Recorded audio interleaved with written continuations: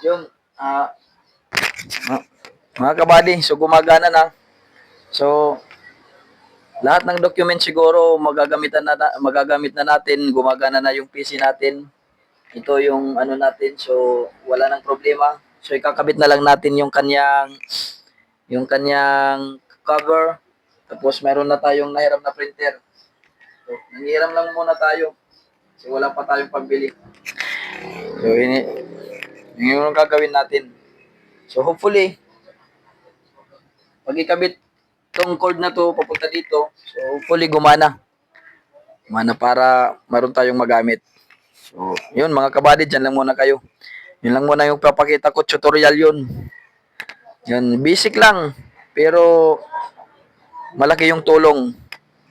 Kasi, hindi ka na pupunta sa mga technician. Although pumunta ako sa technician, shoutout nga pala sa kaibigan ko, Jason Makabutas.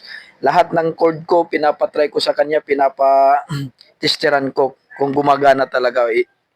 Ah, dinadala ko doon sa kanya kung gumagana ba, pinapatesteran ko. So, sa awa ng Diyos, isa lang yung cord na medyo may problema. The rest, so naging okay. So, yun lang. Mga kabali, dyan lang muna kayo.